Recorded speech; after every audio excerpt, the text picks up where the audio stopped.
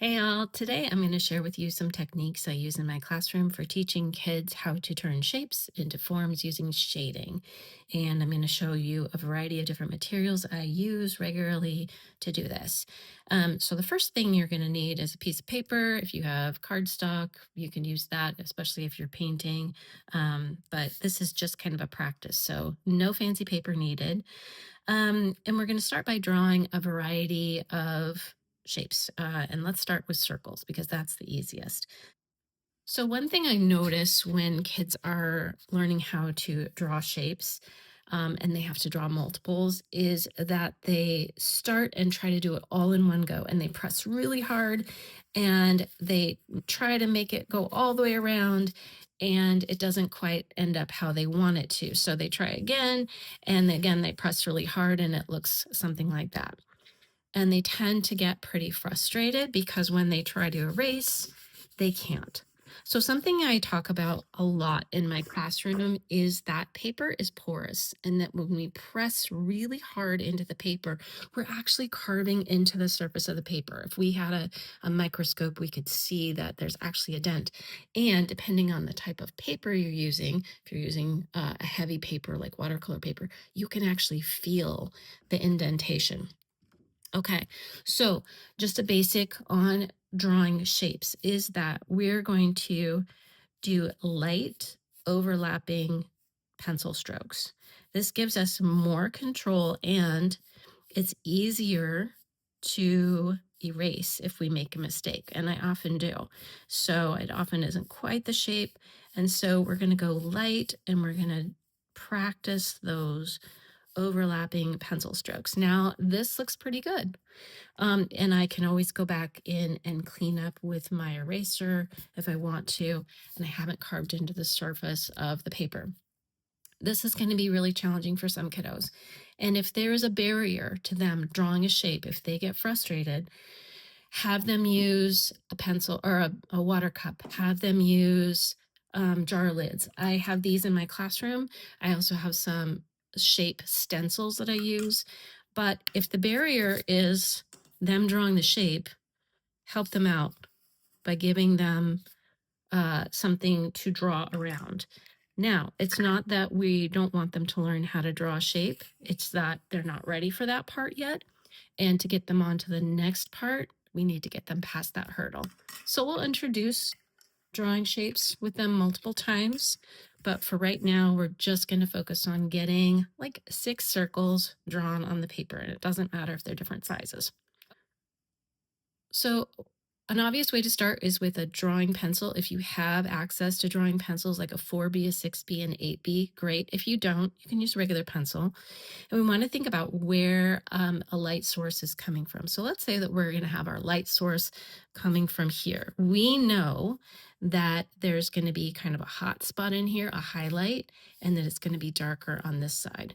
So I introduce this by having the kids turn their pencil on the side if they can, and to do kind of like a crescent moon shape on this side. And you notice that I'm using my pencil, the pencil strokes that I'm doing are kind of almost a little bit circular. They're going back and forth. And I'm doing this lightly. I'm not doing it super heavy at first because I want to build the color, build the shading up. And I'm going to start, I can always add more. It's harder to add less, if that makes sense. Okay, so I'm going to do kind of a crescent moon shape. I'm going to start with that. And then I can use my finger to do some blending. Use my little finger. If you have Q-tips, Q-tips are a great blending tool for the classroom. You can start blending this way. And we're going to start building up that shading. Okay, so I'm going to go a little bit on this side. I'm going to keep adding shading. And I'm going to go super fast. You probably know how to do this type of shading, or you've practiced this before, so this shouldn't be terribly new information to you. If it is, that's okay too. We all learn, right?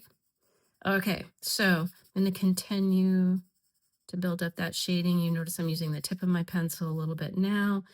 And really tell kids to experiment with different pressures on their paper. Okay, so I'm using my finger and I'm blending, blending, blending, and I'm keeping this highlight spot without touching it. I'm not gonna really blend into that area. I'm gonna keep it light. Okay, so I could spend more time on this. You get the general idea. It's looking more like a sphere now. Okay, let's move on to painting. Okay, so I've got my student watercolor set. I'm gonna get a little water on my brush. I'm gonna put it into my tray, and I'm gonna teach kids again that crescent moon. I'm gonna go around the outside edge first, right around there, and I'm gonna kind of stop. And then I'll do a little bit on this side. Okay. And then I'm going to keep adding. Now I'm using a cardstock paper. If you're using mixed media paper, drawing paper, um, that's okay too. I'd love to use watercolor paper for this, but this is a practice and watercolor paper is expensive. So maybe you want to save that for an actual project. Okay, then I'm going to rinse off my brush after I've done the initial pass.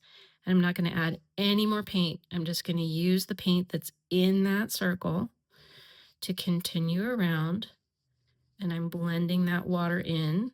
Now you could obviously add more paint and do this darker as you go along, but to start with, I only do paint like on the first pass, okay? And that way I preserve that nice highlight, and I've got that going. And then because I don't want it to look really like an eyeball, I'm rinsing my brush really well. And then I'm going to do from the center just to blend that line out a little bit more. Okay, so there's that. Let's say you don't have access to paint. A couple of alternatives. These watercolor crayons are not terribly expensive. This is not an ad. This is just what I have. And so you could use these. And again, same concept. We're going around the edge here. If you don't have a sink in your room or a lot of sinks, these are awesome to use for giving the kind of the experience of painting a little bit, but having also a little bit more control. Sometimes with younger students, especially, paint gets real chaotic. It just does. Okay, so again, just going around the outside. If you have a Q-tip, you can do this with a Q-tip. You can do the blending and you just add the water, and it works pretty well. I'm going to go in with a paintbrush. Same concept as before. I'm not really using any more color. I'm just blending that color into the center. And then if there are areas I need to touch up, I can go back and add a little more of the crayon and blend that into the center. Just a heads up, sometimes you will get a little bit of pilling if you're using inexpensive paper. Tell the kids not to worry about that. Okay, this is just practice. All right. Another option would be to use oil pastels. So we're going to start with a darker color this time. I'm going to do some red. And this is a good one for helping kids learn how to layer color. So I'm going to use just a little bit on the top. I'm going to use my pastels. And then I'm going to go to an orange. You could use white for this if you wanted to, if you just wanted to keep it monochromatic. But when I'm using oil pastels, I want kids to kind of really get some richer saturated color and work on blending those. So you see that I'm taking that orange over the top of the red. And again, that sort of crescent moon. And then I'll move on to my yellow and blend that in, going from the edges. Sorry, I'm shaking the table a little bit. So maybe 3 colors. If you have white, you can do some white for that highlight spot. That looks kind of fiery and nice. Okay. If you have only pen, let's say you only have pen, this one takes a little bit longer, but you can do some cross hatching or just hatching. I'm going to go back the other way. This takes a little bit more time, and if your students haven't got a lot of stamina yet, a lot of patience yet, this one can be challenging for them. So if your students are newer and you want to build up that stamina, you need to build up that stamina. I would start with pencil, pastel, or watercolor first, and then move on to ink techniques. Are there exceptions to that? Of course, there always are, but that'll just help kind of keep their attention and their focus and keep them from giving up too easily if they haven't developed that stamina yet. Okay, so with ink, you're going to gradually make those marks fewer and fewer, and you get the idea. Okay, and then last one, let's do some colored pencil. I like with students to remind them that colored pencils are meant to be layered. So you can layer them just like you do. Also, really encourage students to turn their pencil on the side to create a little bit more coverage. I'm going to try not to shake the table quite so much. This is a shake the table kind of demonstration.